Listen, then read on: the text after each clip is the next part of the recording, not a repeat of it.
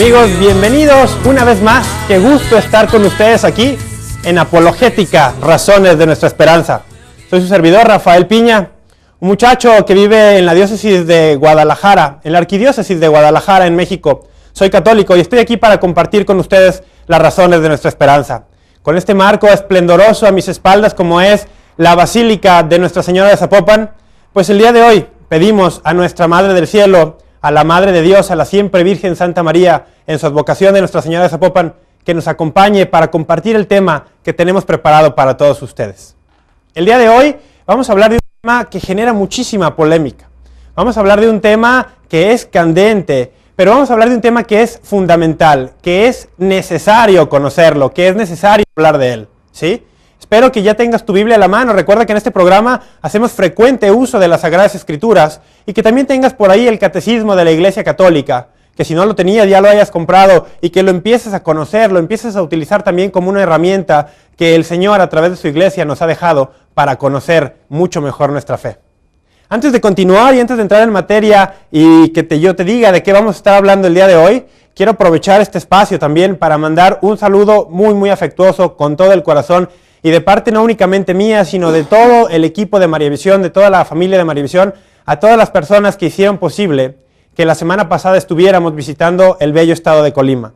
Estuvimos allá para honrar a nuestra Madre Santísima, a la Inmaculada Concepción, y hicimos una serie de eventos y para lo cual yo quiero agradecer de forma especial a las misioneras eucarísticas de María Inmaculada, las MEMIS, y también al Padre Óscar, y también al Padre Lalo y al señor obispo de Colima que amablemente nos abrió las puertas para que fuéramos a ese espacio, a ese estado tan bello de la República Mexicana, a llevar la palabra de Dios, a llevar la luz católica de María Visión.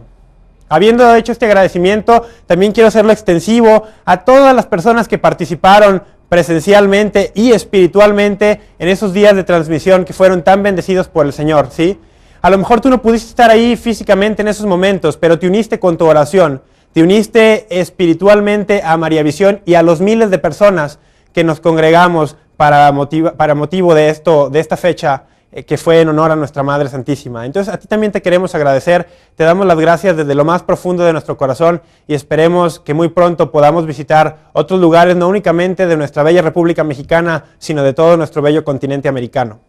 Dicho esto, saludo también a todos aquellos que en este instante nos están viendo en cualquier parte del territorio nacional o más allá de nuestras fronteras, desde los Estados Unidos, pasando por Centroamérica, Sudamérica, llegando hasta las tierras lejanas de Argentina y Brasil. Un saludo y un abrazo afectuoso, que el Señor Jesucristo nos acompañe hoy para hermanarnos muchísimo más y aprender un poquito más acerca de lo que Él nos enseña. Habiendo dicho esto, pues entremos en materia.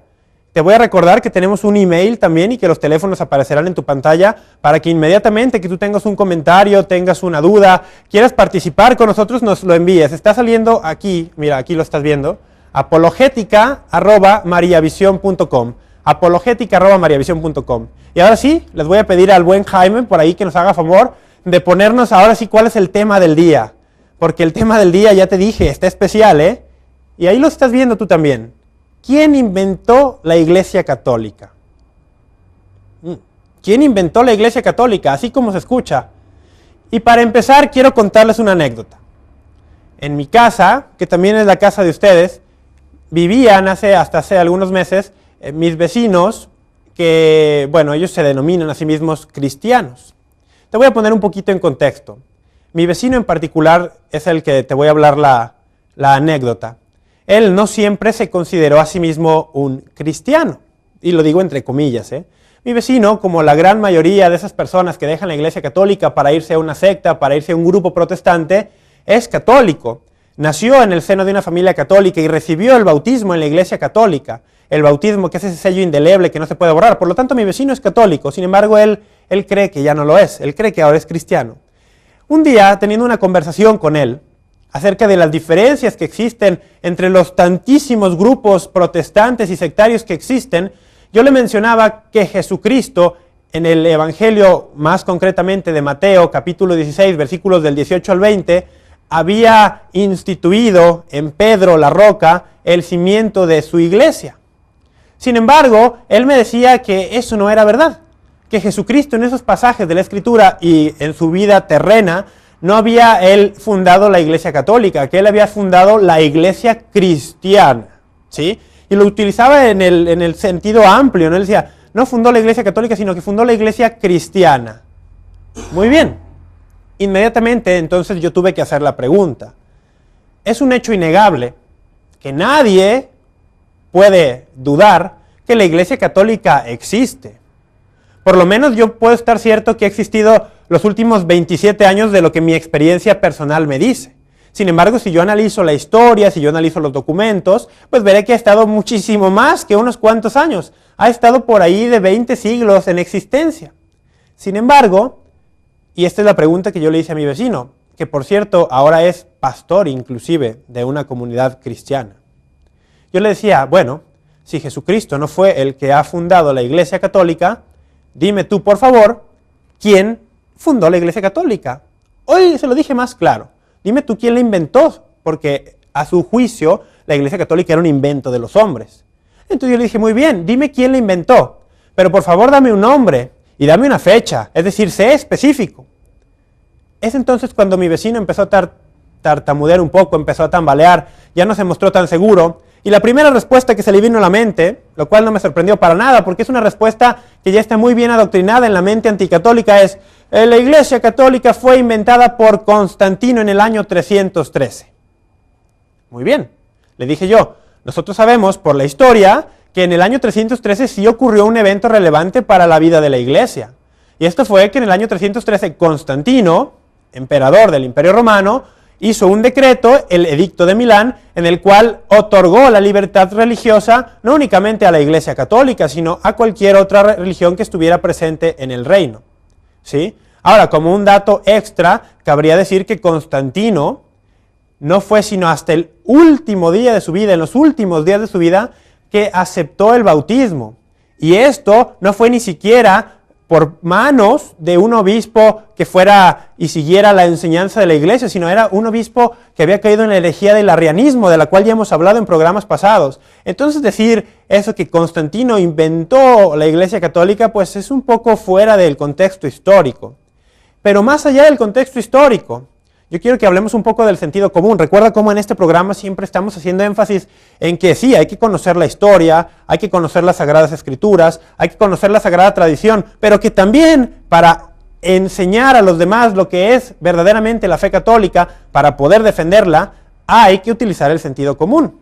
Entonces yo le decía, vamos a suponer por un instante que lo que tú dices es cierto y que Constantino en realidad hubiera inventado la Iglesia Católica en el siglo IV. Entonces, ¿qué sucede? Con todos esos escritos históricos de los padres de la Iglesia previos a esa fecha, en los cuales ellos hablan de una iglesia ya constituida, en los cuales ellos hablan de una iglesia que se organiza, que tiene una jerarquía bien definida con obispos, con presbíteros, con diáconos y con un obispo por encima de todos los obispos, que es el Papa. ¿Qué sucede entonces con todas esas evidencias de las cartas, por ejemplo, de San Ignacio de Antioquía, de San Irineo de León, de San Cirilo de Jerusalén, de San Justino Mártir, y te podría dar una lista extensísima de muchísimos padres de la Iglesia previos al siglo IV, en los cuales se evidencia históricamente la existencia de la Iglesia Católica. ¿Y cómo sabemos que esa iglesia previa a Constantino era la Iglesia Católica? Pues porque el contenido de estos documentos históricos nos habla de las creencias particulares y de las creencias que nos identifican como católicos hasta el día de hoy.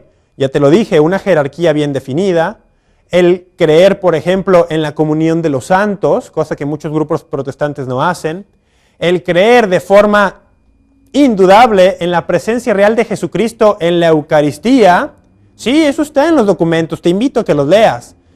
Es decir, creencias que únicamente la Iglesia Católica mantiene inclusive hasta el día de hoy y que estaban previo a la época de Constantino. ¿Cómo se explicaría si él fue el que inventó la Iglesia Católica que ya existieran las prácticas anterior a él? Pero mucho más allá, muchísimo más allá. Tú, hermano, que perteneces a un grupo no católico, a un grupo cristiano, y que también te han enseñado que tal vez Constantino es el que ha inventado la Iglesia Católica, ¿cómo te explicas que tengas en tu mano una Biblia? Te voy a hablar en particular del Nuevo Testamento, que contiene 27 libros. Si la Iglesia no se había reunido todavía en los tiempos de Constantino para definir cuál iba a ser el canon que iba a determinar cuáles eran los libros que iban a pertenecer a estos 27 que tú tienes en tu mano el día de hoy en el Nuevo Testamento. El canon de las Escrituras, y hemos hablado de esto anteriormente, no fue definido sino hasta finales del siglo IV, principios del siglo V. En Cartago, en Hipona, en Roma, en la Odisea, 393, 396, 366 por ahí también, 418. Esos son los años. Si Constantino la inventó, ¿cómo es que después la iglesia, a la cual tú juzgas de ser una iglesia apóstata porque fue inventada por un emperador, cómo es que esa iglesia apóstata fue capaz de legarnos el canon de las Escrituras que tú aceptas también hasta el día de hoy? Te voy a dejar con esa idea. Vamos a ir a un corte, te invito a que vayas por tu Biblia, vayas por tu catecismo, nos llames a los teléfonos que aparecerán en pantalla y nos escribas un email, porque estamos aquí en Apologética, Razones de Nuestra Esperanza, hablando de quién inventó la Iglesia Católica. Regresamos.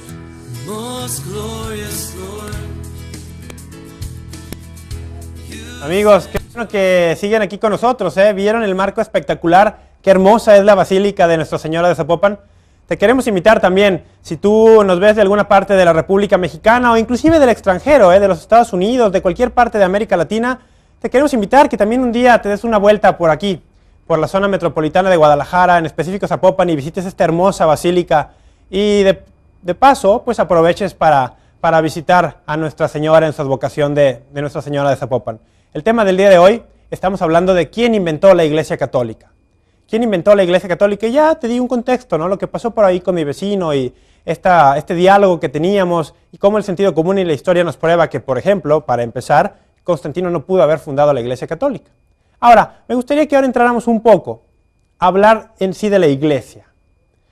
Cualquier católico que ponga el mínimo de atención durante la misa, que tal vez es lo que le faltó hacer a mi vecino en esos años que se decía católico y que asistía, se habrá dado cuenta que cuando recitamos el credo niceno-constantinopolitano, es decir, el credo que fue definido en los concilios de Nicea en 325 y Constantinopla en el año 381, que es el resumen, por así decirlo, de lo que creemos los cristianos, los católicos, ahí se habla de que creo o creemos en una iglesia, creo en la iglesia que es, y te vienen 4 marcas distintivas, y estoy seguro que tú en casa ya las recuerdas.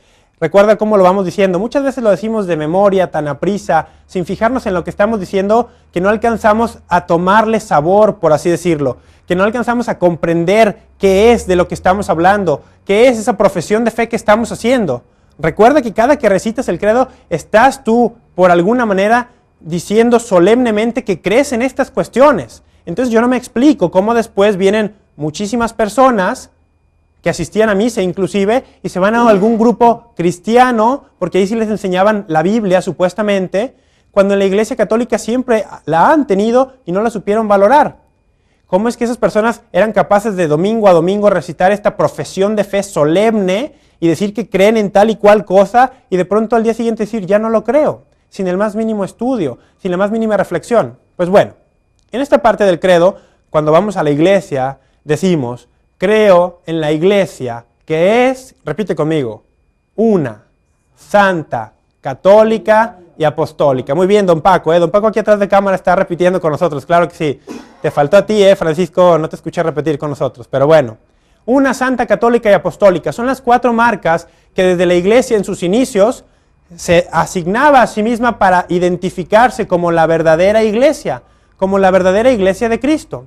Ahora, hablemos un poco de estas 4 marcas. Vamos con la primera. La iglesia es una. ¿A qué se refiere esto? Para esto quiero invitarte que vayas a tu catecismo y que lo vamos a estar utilizando como referencia.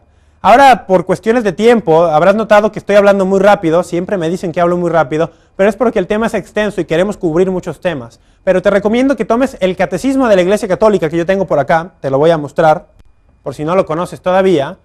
Y vamos a estar tratando en específico los párrafos del 830 al 870, ¿sí? Párrafos del 830 al 870 del Catecismo de la Iglesia Católica, que es donde habla acerca de la Iglesia. Te invito entonces que si tú en tu casa tienes un catecismo a la mano, pues vayas, lo tomes y estés siguiendo las referencias que vamos a estar dando. El Catecismo nos habla que la Iglesia es una y nos refiere inmediatamente a Efesios. La carta a los Efesios, capítulo 4, versículos del 1 al 6. Te lo voy a leer brevemente. Dice, un solo cuerpo y un solo espíritu, como una es la esperanza a que habéis sido llamados. Un solo Señor, una sola fe, un solo bautismo, un solo Dios y Padre de todos, que está sobre todos, actúa por todos y está en todos. Palabra de Dios. Te voy a repetir un fragmento. Un solo Señor, una sola fe, un solo bautismo. ¿Sí? Una sola fe. La Biblia, la Escritura, en muchísimas partes nos está exhortando a esta unidad, pero no únicamente a la unidad, sino también a la unicidad. ¿Qué significa esto de unicidad? Pues que la iglesia es única. No solamente está unida, sino que es única, solo hay una. Recuerda también aquel pasaje del Evangelio de Juan 17, en específico Juan 17, 21, donde Jesús está orando previo a su prendimiento, previo a la pasión, y Jesús está orándole al Padre, y le dice, Padre, que todos sean uno, como tú y yo somos uno. Pero no únicamente Jesucristo ora a su Padre pidiendo la unidad simplemente como si la unidad fuera el fin en sí mismo. Jesucristo pide la unidad porque la unidad es un requisito, es un medio para lograr algo más. Y tú recordarás este pasaje. Jesús le dice, Padre, que sean uno como tú y yo somos uno, para que el mundo crea. ¿Sí? Para que el mundo crea. ¿Alguna vez te has preguntado por qué hay tanta incredulidad en nuestros días? ¿Alguna vez te has preguntado por qué hay tantísimas personas que dicen no creer en Dios y que viven como si Dios no existiera? Más aún, ¿alguna vez te has preguntado por qué hay tantas personas que toman a Jesucristo únicamente como un profeta, como un maestro que vino a enseñarnos algunas cosas, como un reencarnado, como un iluminado, y no lo toman como el verdadero Dios, el único que puede darle sentido a sus vidas? ¿Alguna vez te has preguntado por qué, por ejemplo, hoy en día la religión islámica, los musulmanes, superan en número a los católicos? ¿Alguna vez te has preguntado por qué la gran mayoría del mundo no cree en Jesucristo? Juan 17, 21 nos está dando una clave, una pista. Jesús ora al Padre y le pide que seamos uno para que el mundo crea. La gran división que han generado los grupos sectarios, los grupos protestantes o los grupos que pretendían ser herejes desde los inicios de la historia de la iglesia, no solamente desde el siglo XVI. Toda esa división, todo ese apartarse de la verdad de Jesucristo provoca precisamente que el mundo no crea, que el mundo caiga en la incredulidad, y eso tiene mucho sentido. Imagínate tú que naces en el seno de una familia no cristiana.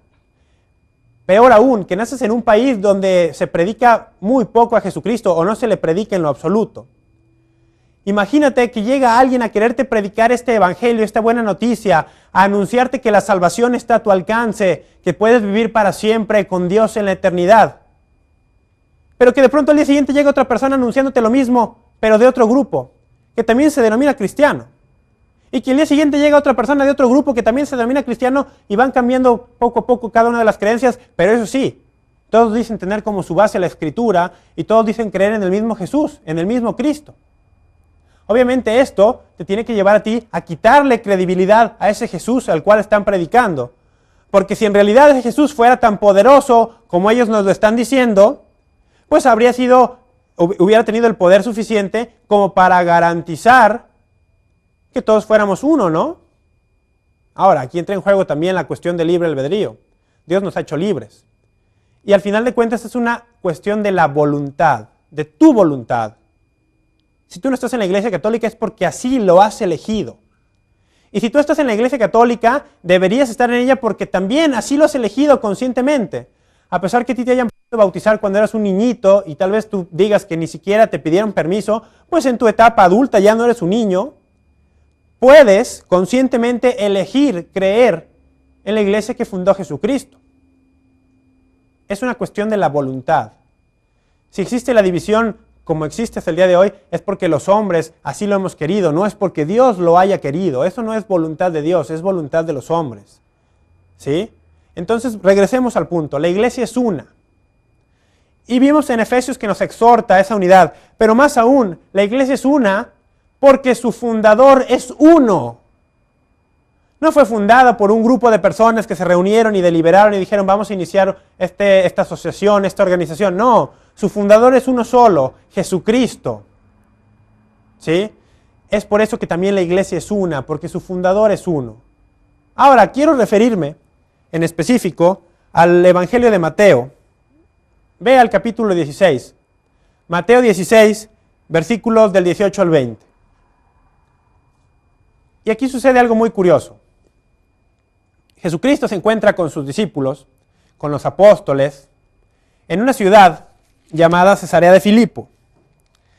Cesarea de Filipo, nos dicen los geógrafos, los que conocen estos lugares de Tierra Santa, que Cesarea de Filipo es una ciudad que estaba edificada a los pies de una roca que los cultos paganos utilizaban para identificarla con el Dios de los pastores.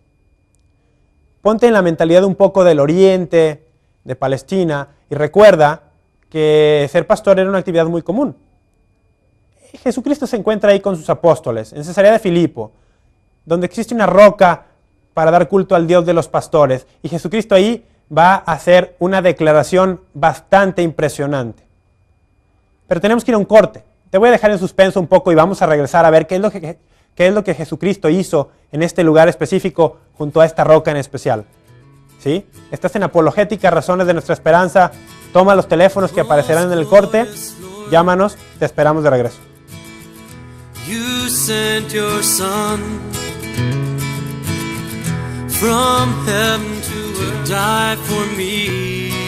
Desde esta bella postal de la Basílica de Zapopan, aquí en México, en el estado de Jalisco, transmitiendo en vivo para todo el continente americano, regresamos a Apologética, Razones de Nuestra Esperanza. El tema que estamos tratando el día de hoy, tú ya lo viste. ¿Quién inventó la Iglesia Católica? Suena interesante, ¿no? Quédate con nosotros. Si acabas de sintonizar María Visión, quédate aquí. Estamos viendo esto. ¿Quién inventó la Iglesia Católica? Si ya llevas unos cuantos bloques viéndonos, pues llámanos. Queremos escuchar de ti, tus comentarios, tus preguntas. Sobre todo, ¿qué te está pareciendo este tema? Y si tienes alguna pregunta relacionada, pues no lo dudes. Vamos, envíala. Te garantizo que no tengo todas las respuestas, pero te garantizamos también que sabemos dónde buscarlas. Si haces una pregunta a la cual no te podemos responder en este instante, pues haremos nuestro mejor esfuerzo para buscar esa respuesta y dártela. Estábamos hablando entonces que la iglesia es una. La verdadera iglesia tiene que ser una, tiene que estar unida y tiene que ser única. Así nos lo manifestaba el credo, así nos lo manifiesta la escritura. Y te estaba yo platicando del Evangelio de Mateo, capítulo 16, versículos del 18 al 20, cómo Jesucristo se encuentra con los apóstoles en la región de Cesarea de Filipo, donde había una roca dedicada al culto del dios pagano de los pastores. Y es en este lugar, es en este contexto, en esta ciudad bastante conocida por este hecho, que Jesucristo encara, por así decirlo, a los apóstoles y les hace una pregunta, de la cual ya hemos hablado también antes. Les dice, ¿quién dice la gente que soy yo?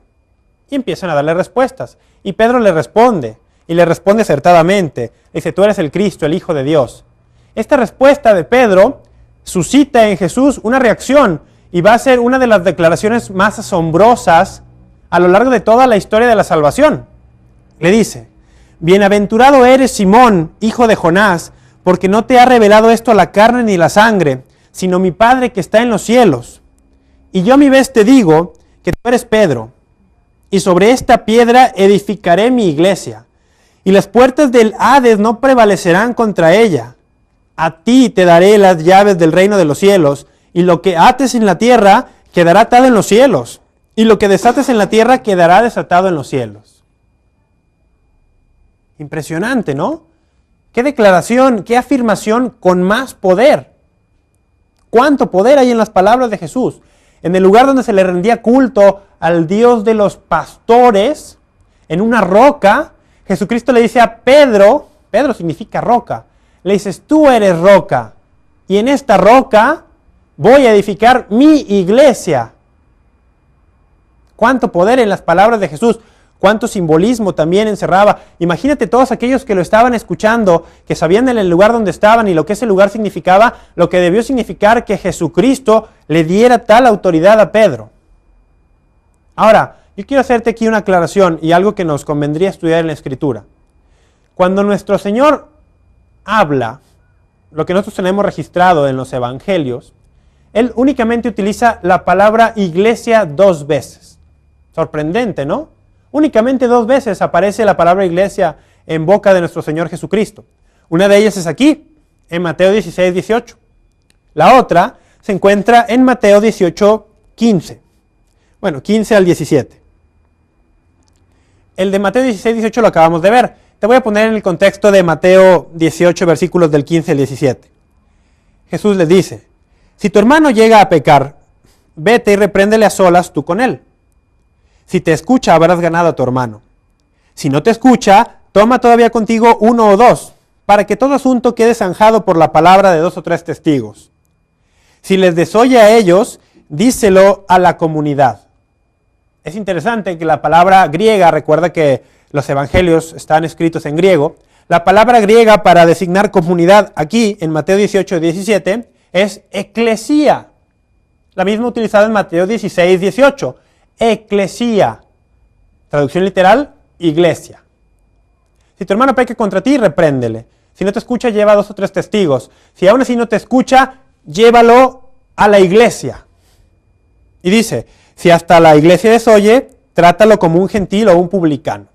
Llévalo a la iglesia. Y es aquí donde yo te quiero preguntar a ti, que no eres católico, y que crees pertenecer a una iglesia, y que me consideras a mí tu hermano. Porque vamos a ser honestos, muchos de los cristianos no católicos consideran hermanos a los demás cristianos, aunque no pertenezcan a su mismo grupo. Ahora, si un hermano tuyo, que no asiste a la misma iglesia que tú, si no va al mismo grupo que tú, supongamos que tú eres bautista, y te encuentras con un hermano pentecostal, y lo reconoces como tu hermano, y ese hermano peque contra ti, ¿qué harías de acuerdo a lo que nos dice Jesús en Mateo 18? Pues primero tratarías tú de hacerlo entrar en razón. Y si no, llevarías 2 o 3 testigos. Pero si eso no funciona, si tienes que llegar a la instancia mayor que Jesucristo nos dice en el Evangelio de Mateo, si tuvieras que llevarlo ante la iglesia como Jesús nos enseñó y nos indicó, ¿ante cuál iglesia lo llevarías? ¿Ante la tuya, si eres bautista? ¿O ante la de él, que es pentecostal? ¿O ante la anglicana? ¿O a la luterana? ¿O a la presbiteriana? ¿O a la metodista? Etcétera, etcétera, etcétera. Imagínate en el problemón que metemos a Jesucristo al tratar de vivir en la práctica este pasaje cuando tenemos un montón de llamadas iglesias. Jesucristo únicamente utilizó la palabra iglesia 2 veces. Y notemos en Mateo 16, 18, cuando está hablando con Pedro, que le dice, eres roca, eres Pedro, y sobre esta piedra edificaré mi iglesia. Dice mi iglesia, textualmente, edificaré mi iglesia. Yo edificaré mi iglesia. No dice tú edificarás mi iglesia. No dice fulano edificará mi iglesia. No dice Martín Lutero edificará mi iglesia. Dice yo edificaré mi iglesia. Tampoco dice tú edificarás tu iglesia. O fulano edificará su propia iglesia. No. Es la iglesia de Jesús. Y es solamente una. Y vemos en Mateo 18 cómo él pretende que esta iglesia sea únicamente una y que se mantenga en esa unidad, en esa comunión, porque de lo contrario nos veríamos imposibilitados de seguir el consejo evangélico de la corrección fraterna. ¿Sí? ¿Logras captar esto? ¿Logras captar este problema de sentido común al que nos enfrentamos si no seguimos la verdad como se enseña en las Escrituras? Eso es porque la iglesia es una. Vayamos al siguiente punto. ¿Qué decimos? La iglesia es una santa. Ese es el número 2. Y es aquí donde le causa muchísimo problema a los hermanos separados. Y te van a decir, es que yo cuando era católico era un borracho, era un adúltero, era un fornicador. Dejé la iglesia católica y ahora ya vivo rectamente, vivo moralmente. Todo eso venía porque yo era católico. ¿Cómo puede decir la iglesia católica que es una iglesia santa si en sus filas está llena de pecadores? ¿Qué les decimos? La iglesia no es santa porque yo pueda ser santo o porque tú en tu casa puedas ser santo o porque el sacerdote sea santo, vamos, ni porque el papa sea santo, o no lo sea para un caso. La iglesia es santa porque su fundador es santo. ¿Sí? La iglesia es santa porque Jesucristo es santo. Jesucristo que dio su vida por la iglesia, como nos lo dice también la carta a los Efesios capítulo 5. Jesucristo es santo y es por eso que la iglesia es santa. No por otra razón. Ahora, ¿que todos estamos exhortados y estamos llamados a la santidad? Claro que sí. El mismo Jesús nos lo decía, sean santos como su Padre en el cielo es santo. Claro que sí estamos llamados a la santidad y claro que sí tenemos la grave obligación de vivirla día con día. Pero Jesucristo sabía también que estábamos expuestos a caer. Sabía que estábamos expuestos a seguir en el pecado, a irnos librando poco a poco de esas cadenas. Él sabía que nos iba a tomar hasta cierto punto un proceso. Pero Él mismo nos lo dijo, yo no he venido por los sanos, sino por los enfermos, no he venido por los justos, sino por los pecadores. Si tú quieres pretender que en tu grupito, en tu iglesita, en la comunidad donde tú te reúnes, existen únicamente personas santas que nunca van a pecar, estás engañándote a ti mismo. En las cartas de Juan, Juan nos dice, el que diga que no peca, miente. Es imposible, es antibíblico concebir una comunidad de fieles en las que todos sean perfectos aquí en la tierra. No, en la tierra somos cristianos en proceso, por así decirlo, en proceso de santificación. Que claro, debemos caminar hacia esa meta de la santidad, claro. Pero no podemos escudarnos en el que la Iglesia Católica tiene pecadores para decir que no es santa. La Iglesia Católica es santa porque su fundador es santo. Y hay una fórmula en latín que nos explica esto. Nos dice que la Iglesia es inmaculata ex maculata. Te lo voy a explicar. Inmaculata significa sin mancha. La iglesia es sin mancha, pero después dice inmaculata ex maculata, es decir, la iglesia no tiene mancha, sin embargo está compuesta por personas con mancha, con personas maculata, es decir, con personas con pecado. La iglesia es santa, es sin pecado, sin embargo compuesta de personas pecadoras, porque precisamente para eso es la iglesia. Es el instrumento divino de la salvación.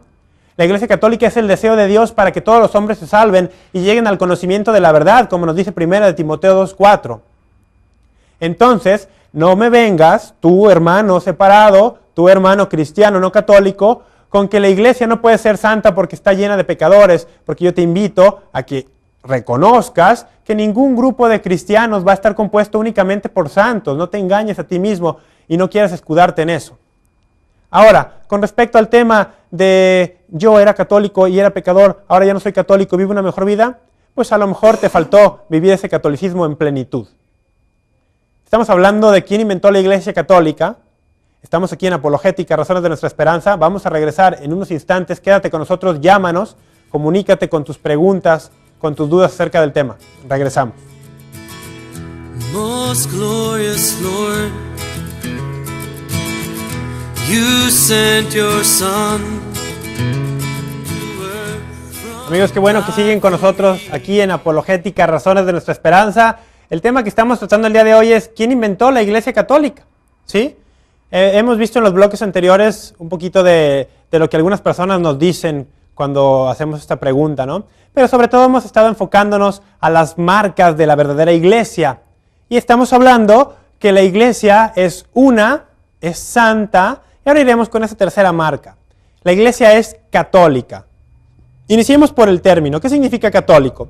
Católico viene de una raíz griega que significa universal, pero universal no únicamente en el sentido geográfico, no únicamente en el sentido del espacio, sino universal también en cuanto a su totalidad. Es decir, universal en cuanto a su alcance, universal en cuanto a los medios de salvación que ofrece, universal porque ha sido también enviada a todas las gentes por Jesucristo. La Iglesia es católica porque Cristo está en ella. El término católico en el griego también implica una plenitud.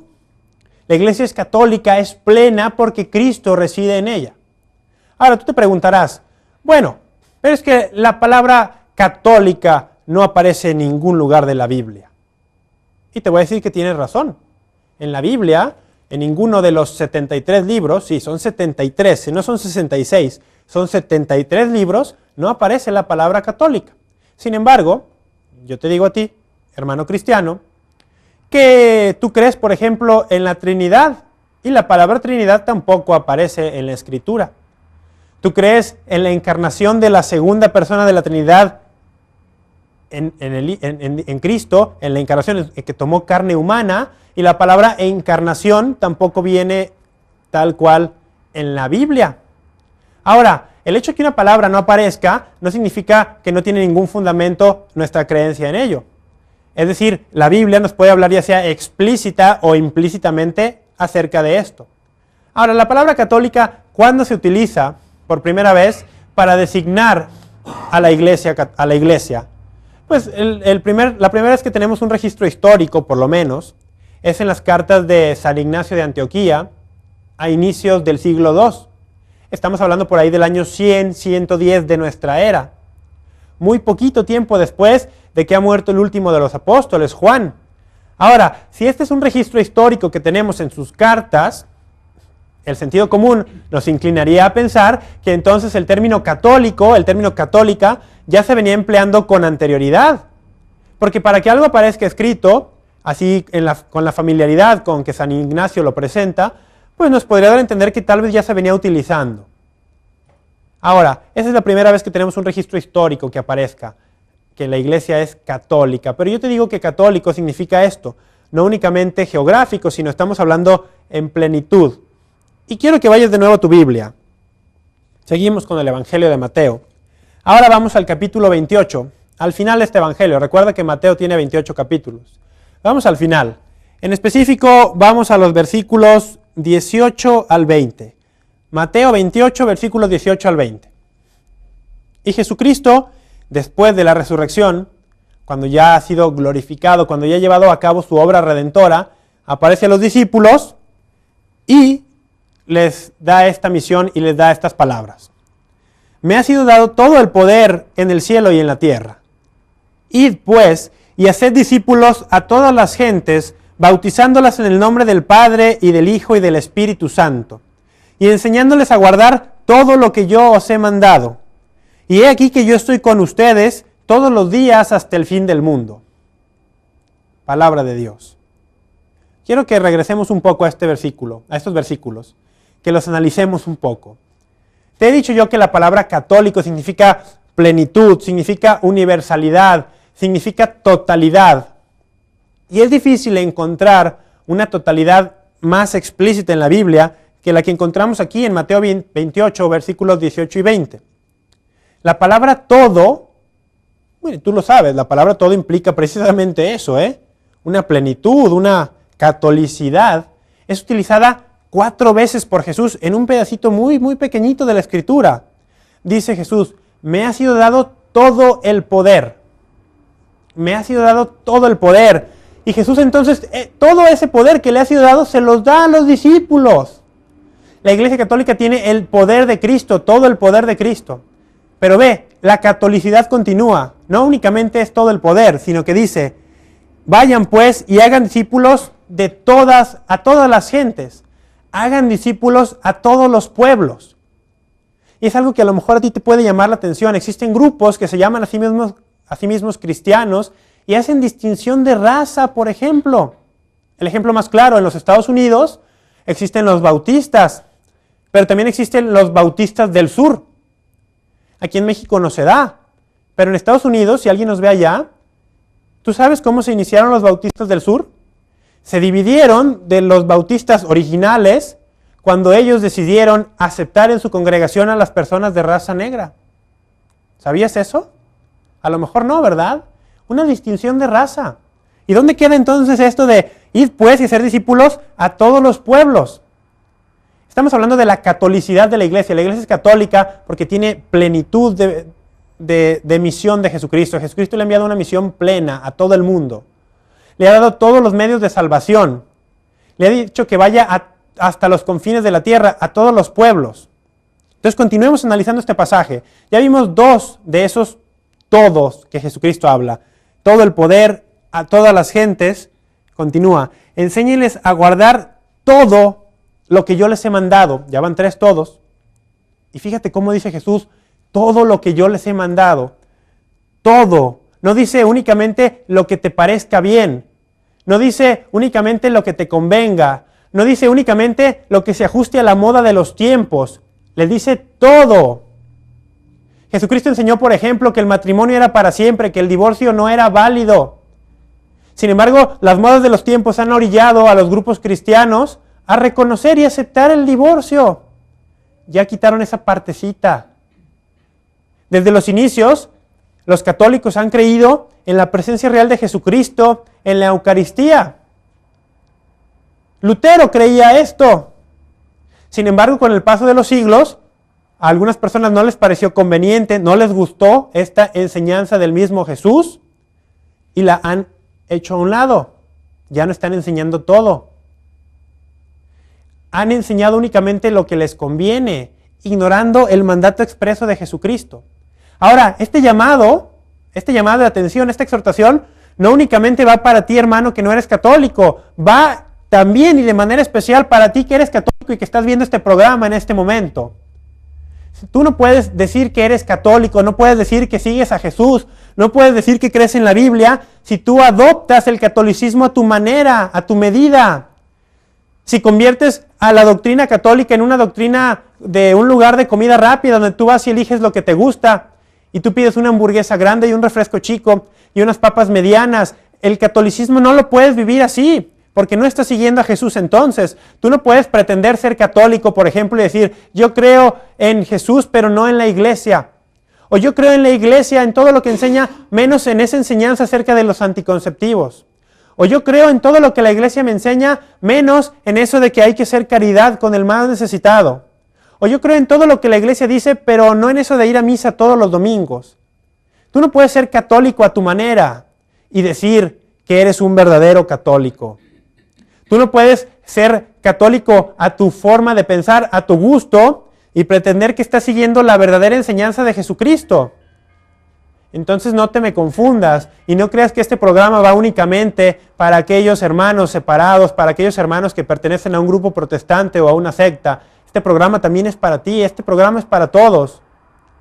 Y Jesucristo te está exhortando, o a ti, hermano, por ejemplo, que tienes muchísimos estudios bíblicos, muchísimos estudios teológicos, que te dices bien católico de corazón, pero sin embargo has optado por ser disidente, has optado por no ser fiel al magisterio de la iglesia, has optado por no ser fiel al Papa. Tampoco puedes ser católico de esa manera. Jesucristo dice, enséñenles a guardar todo lo que yo les he mandado. Y por último, el cuarto todo, en esta plenitud de totalidad, de catolicidad que Jesucristo habla, les dice, miren que yo estoy con ustedes todos los días hasta el fin del mundo. Jesucristo nos garantizó su presencia en su iglesia verdadera, todos los días.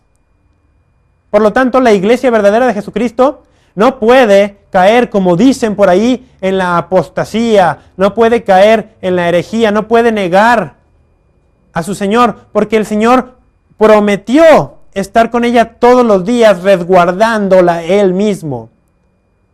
¿Qué Jesucristo estás tú predicando si pretendes que la iglesia que Él fundó en algún punto de la historia se corrompió de tal manera que tuvo que llegar un enviado del Señor, llámese Lutero, llámese Calvino, llámese John Smith, llámese como se llame?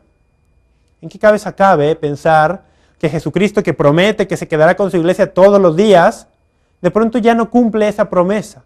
O de pronto ya no puede cumplirla. O de pronto Él estando en su iglesia cae en la corrupción, cae en la apostasía, cae en el error. Entonces tú estás predicando a un Cristo que no cumple sus promesas y a un Cristo que no tiene poder. Vamos de nuevo a un corte.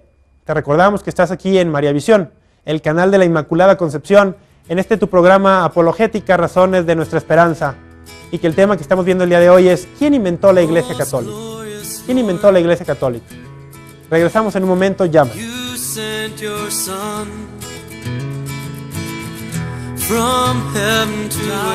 Qué bella foto del Papa Benedicto XVI tenemos ahí. El 264º sucesor de Pedro. El 265º Papa en la historia, ¿eh? ¿Qué tal? Una cadena ininterrumpida de autoridad apostólica de sucesores de Pedro instituidos por Jesucristo hasta el día de hoy para garantizarnos que estamos caminando en el camino de la verdad, en el camino que Jesucristo quiso. Estamos tratando el tema de quién inventó la Iglesia Católica y estamos viendo las marcas de esa iglesia verdadera que los cristianos de la iglesia primitiva nos dejaron como una guía para que nosotros en todo tiempo y lugar pudiéramos discernir. Y hemos visto que la iglesia es una, es santa, es católica y nos falta uno. ¿Cuál es?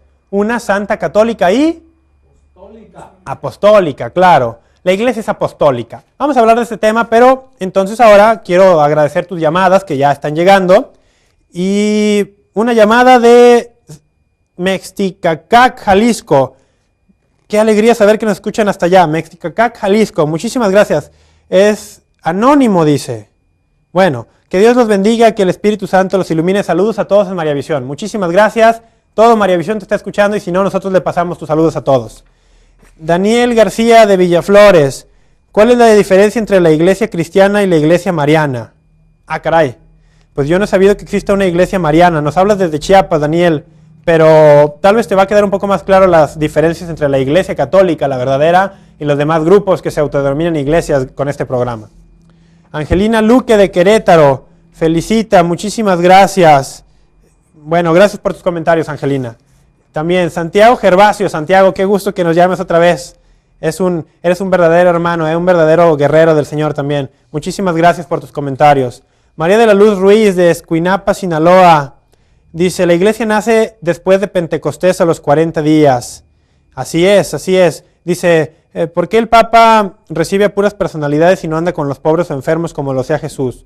Bueno, María de la Luz de Sinaloa, tú sabrás que el Papa cada miércoles, por lo menos, tiene una audiencia general donde recibe a cualquier persona que tenga la oportunidad de visitar Roma. Ahora, el Papa también se reúne, pues, cuando hace los viajes. Recuerda Juan Pablo II y el Papa Benedicto también ha estado viajando. Se reúnen con la gente que sale a su encuentro también. Y no únicamente con personalidades. Yo te voy a decir, no a manera de presunción, pero tuve la oportunidad de estar en Roma en una audiencia general y me impactó mucho que al final de la audiencia, cuando el Papa termina de dar su catequesis, hay una fila larguísima de personas que tienen oportunidad de ver a 10 centímetros de distancia, de estrechar la mano, de recibir la bendición, de besar al sumo pontífice. ¿Y qué personas son estas? Las personas enfermas, las que van en silla de ruedas, las que van en muletas, las que tienen alguna discapacidad, ¿sí? Y eso no lo piden ellos. La misma gente del Vaticano, la misma gente que ayuda al Papa, los identifican durante la audiencia y los llevan a un sitio especial para que al final puedan encontrarse con él. Ahora, dice solamente puras personalidades. Bueno, yo también te voy a decir algo. Muchas veces estas personalidades a las que nos referimos son las que más necesitan a Dios. Un amigo me acaba de decir, el buen Balú que está aquí, que muchas veces las personas que son personalidades ante los ojos del mundo son los más pobres de espíritu. Y entonces ahí también el Papa estaría yendo con los pobres. Recuerda que no solamente hay pobreza física, sino también hay pobreza de espíritu. Héctor Francisco Rada de Guadalajara, Jalisco. ¿Qué fundamentos teológicos tiene el dogma de fe de la Santísima Trinidad? Bueno, muchísimos. Tiene fundamentos teológicos y bíblicos. Haremos un programa especial de la Santísima Trinidad. Un concepto muy atacado, sobre todo por sectas como los Testigos de Jehová. Te prometo, Héctor, que vamos a hacer un programa especial de esto. Yo te dejaría, por lo pronto, que vayas al Deuteronomio 4:6, donde está la profesión de fe del pueblo de Israel. Shema Israel, Adonai Elohim, Adonai Echad. El Señor nuestro Dios es uno. Pero que estudies un poquito el idioma hebreo y veas cómo esa unidad de un solo Dios, en esa partecita del Shema, que así se conoce, no está hablando de un Dios único en el sentido en sentido singular, sino es un uno al que se refiere en sentido plural. Y por ahí nos empieza a dar una pista el Señor. En el Nuevo Testamento habrá muchísimos otros, pero te repito, haremos un programa especial de esto. Francisco Saldaña de Guadalajara, licenciado Francisco Saldaña. Si existe un solo Dios, debe existir una sola iglesia. La iglesia es de Dios, de Cristo, y debe ser una santa porque Dios es santo. Sí, así es. Y el católica es un adjetivo para distinguirla de las demás iglesias. Esta es una iglesia universal. Así el licenciado Francisco Saldaña, muchas gracias por su aportación. La iglesia es santa porque Dios es santo y es una porque Dios es solamente uno. Sí, claro que sí. Pues entonces, gracias por tu llamada, síguenos llamando, estamos aquí completamente en vivo y entonces vamos a utilizar el resto de este bloque para hablar de esa cuarta marca de la iglesia que nos faltaba tocar. La iglesia es apostólica. ¿A qué se refiere con que la iglesia es apostólica? Bueno, y te voy a referir al catecismo, al párrafo 857. Recuerda que para el tema del día de hoy te he invitado a que en tu casa corrobores o te documentes con los párrafos 830 al 870 del catecismo. El párrafo 857 en particular nos dice que la iglesia es apostólica en un triple sentido. ¿Y cuáles son esos tres sentidos? El número uno es porque está edificada sobre los apóstoles. ¿Qué significa la palabra apóstol? La palabra apóstol viene del griego también y significa enviados. Entonces la iglesia es apostólica porque está edificada sobre los apóstoles. Ve a tu Biblia y ve lo que dice Efesios 2:20. Ahora, ¿por qué es apostólica también? Porque guarda y transmite las enseñanzas de los apóstoles con la guía del Espíritu Santo. Y aquí hay un punto bien importante. Recuerda lo que veíamos en Mateo 28. Jesucristo les dice y les instruye a sus discípulos de guardar todo lo que Él les ha enseñado. Entonces, esta es una de las razones por las cuales la iglesia es apostólica, porque guarda y a su vez transmite a las siguientes generaciones todo lo que los apóstoles, con la guía del Espíritu Santo, han enseñado desde el principio de los tiempos de la iglesia católica. Ahora, y aquí te invito tú a que reflexiones un poco. Yo te aseguro que si tú crees en Cristo el día de hoy, seas católico o no seas católico, tú crees en Él porque alguien te transmitió esa fe.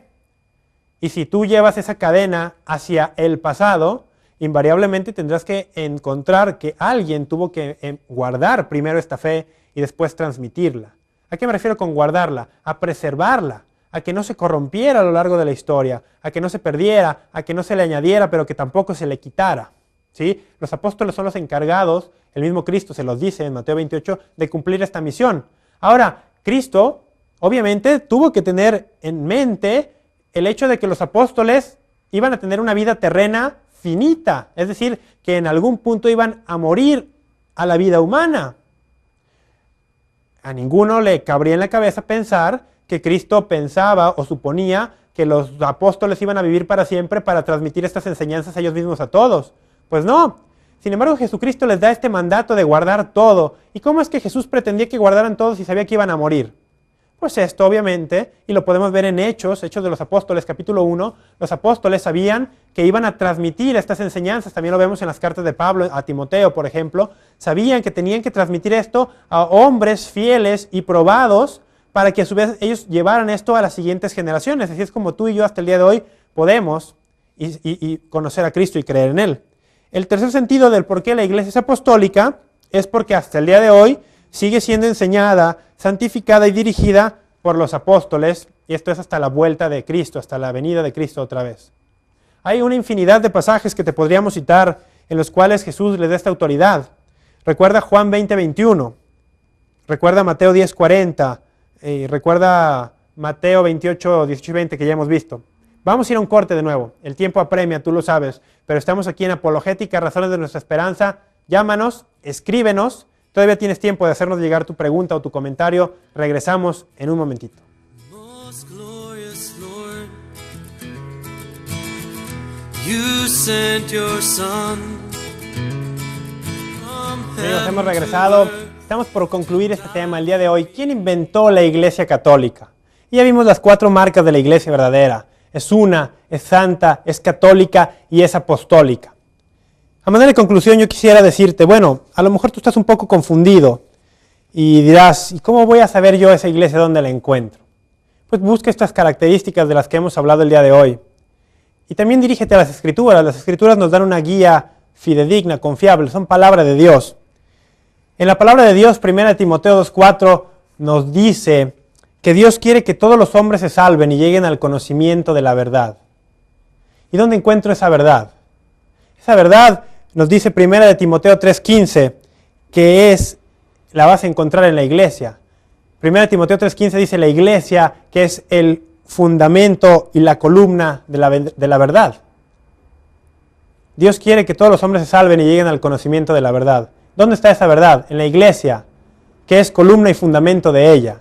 Ahora, ¿cuál iglesia? La iglesia que nos habla Efesios 2:20, que está edificada sobre el cimiento de los apóstoles. Los apóstoles en el día de hoy son los obispos, son sus sucesores. Tienen una línea de sucesión apostólica que se remonta a los siglos. En tu grupo cristiano, en tu grupo no católico, no puedes tener una garantía que quien te está enseñando, que quien está ejerciendo el oficio de pastor, ha tenido una línea de enseñanza que se remonte a los apóstoles, al mismo Jesús. Yo te invito entonces que reconozcas a la iglesia verdadera, la iglesia de Jesús. Y también te hago un reto. Si tú me dices que la iglesia católica no la inventó Cristo, porque al final de cuentas esa es la conclusión del tema de hoy. ¿Quién inventó la iglesia católica? Cristo, Él la fundó. Aproximadamente en el año 30-33 de nuestra era, para tu salvación. La fundó, nos la dejó por amor, para que podamos llegar a esa verdad, a esa salvación. Y nos dio garantías específicas de que esa iglesia permanecería hasta el final de los tiempos. Él prometió estar con nosotros siempre. Él prometió que las puertas del Hades, del infierno, no prevalecerían contra ella. Él dijo, los cielos y la tierra pasarán, pero mis palabras no pasarán. Si tú me dices que la iglesia católica no fue fundada por Cristo, yo te reto que tú me digas quién la fundó y cuándo, pero que seas específico. Porque yo sí te puedo decir quién fundó tu iglesia si tú no eres católico. Si tú eres adventista, tu iglesia la fundó William Miller en Estados Unidos en 1818. Si eres adventista del séptimo día, tu iglesia la fundó Ellen Goldwhite en Estados Unidos en 1863. Si eres bautista, la fundó John Smith en Inglaterra en 1606. Si perteneces a la ciencia cristiana, la fundó Mary Baker en Estados Unidos en 1821. Si eres congregacional, lo fundó Robert Brown en Inglaterra en 1631. Ejército de Salvación, William Booth, Inglaterra, 1878. Episcopal, fue un conjunto en Estados Unidos, 1785. Luteranos, Martín Lutero en Alemania en 1521. La Luz del Mundo, qué vergüenza. Aarón Joaquín Flores en Guadalajara, México en 1926. Metodista, John Wesley en Estados Unidos en 1791. Menonita, Menno Simons en Holanda en 1543. Mormón, Joseph Smith en Estados Unidos en 1830. Presbiteriano, John Knox en Inglaterra en 1560. Reformado, Juan Calvino en Suiza en 1564. Testigo de Jehová, Charles T. Russell en Estados Unidos en 1876. Y la lista sigue y sigue y sigue y sigue. Si tú me dices que la iglesia católica no la fundó Cristo, dime quién y cuándo. Porque si tú no eres católico, yo sí te puedo decir quién y cuándo fundó tu iglesia. Únete a la iglesia que fundó Jesús. Jesús ya vino y triunfó. Nos dejó su iglesia para que todos podamos llegar a esa vida eterna. Y ahora te voy a hacer también una reflexión final. Si tú dices que la iglesia católica, porque la historia nos muestra que los primeros cristianos tenían creencias católicas, tú dices que sí existió, pero que se corrompió al paso de los siglos y que por eso tuvo que venir un hombre a reformarla. Yo te digo que tú en realidad estás predicando un Cristo débil. Estás predicando un Cristo que no tuvo el poder de mantener sus promesas, de quedarse con nosotros todos los días. ¿En qué cabeza cabe que si Cristo se quedó con su iglesia, esta iglesia iba a poder caer en el error? Entonces Cristo o no mantenía sus promesas o no las quiso mantener. Estás predicando un Cristo débil, pero sobre todo estás desfigurando el cuerpo de Cristo. Con la división que estás generando, con la división que estás sembrándote alrededor, no estás juntando, sino estás desparramando. Estás desfigurando el cuerpo de Cristo, que es la iglesia. Estás mandando el mensaje de que Cristo no tenía poder para mantener sus promesas, que Cristo no tenía poder para hacer que su iglesia permaneciera hasta el final de los tiempos. Al final de cuentas, lo que estás haciendo con tu predicación de separación es decir que la muerte de Cristo fue inútil. Que Cristo, al entregar su vida por la iglesia, no fue suficiente. Que no tuvo poder esto. Eso es lo que estás enseñando. Si estás enseñando la división, si estás enseñando que la iglesia de Cristo en algún punto se corrompió y que por lo tanto tuvo que venir alguien más, estás diciendo eso. Tal vez tú no eres consciente, pero eso te invito a que seas consciente. Estás diciendo que la muerte de Cristo fue inútil. Pero lo mismo aplica si tú eres católico y decides vivir un catolicismo a tu manera. Estás desfigurando el cuerpo de Cristo. Estás diciendo que la muerte de Cristo no sirvió de nada. Estás diciendo que la muerte de Cristo fue inútil porque tú eres más sabio que la iglesia. Porque tú, limitado hombre que vive unos cuantos años en esta tierra, tienes más sabiduría que la iglesia ha acumulado, guiada por el Espíritu Santo a lo largo de los siglos. Eso es lo que estás diciendo de fondo. Que confías más en tu propio juicio, en tu propia razón, en tu propia apetencia, que en la revelación divina, que en lo que Jesucristo nos dejó. Eso es lo que tú estás haciendo si eres católico y decides vivirlo también a tu manera, como a ti te gusta. Te voy a dejar con una frase del Papa Benedicto XVI. Imagínate, un gran teólogo, un hombre que ha estudiado la mayor parte de su vida, un hombre que conoce las Escrituras y la teología mucho mejor, me atrevo a decir, que tú, cualquiera que nos estás viendo y que yo. Él dijo, yo puedo ser obediente porque es mi convicción fundamental que mi inteligencia es limitada y que la iglesia es más sabia. Imagínate, un hombre así de capaz dijo, puedo ser obediente porque es mi convicción fundamental que mi inteligencia es limitada y que la iglesia es más sabia. Agradezco muchísimo a todas las llamadas que nos acaban de llegar, que tal vez no las alcancemos a mencionar, pero haremos el intento. Silvia Ramírez de La Paz, Baja California, muchísimas gracias. Trataremos de hablarte para dar respuesta a sus preguntas. Elizabeth Treviño de Tamaulipas, muchísimas gracias. Luz María de Alba de Hidalgo, muchísimas gracias. Yolanda Sánchez de Guadalajara, muchísimas gracias. Rosa María Ibarra de Gómez Palacio, Durango, muchísimas gracias. Jesús Aguirre de Teocaltiche, Jalisco, muchísimas gracias. María de la Paz Márquez de Tlantelango, Zacatecas, muchísimas gracias también. Agradezco a todas sus llamadas, agradecemos sobre todo sus oraciones. Qué bueno que están en María Visión, qué bueno que están en la Luz Católica y qué bueno que estás en la iglesia que Cristo fundó. Y si no lo estás, Cristo te está esperando con los brazos abiertos. No cuesta nada. Únete a la iglesia que Jesús fundó. Nos vemos en la próxima.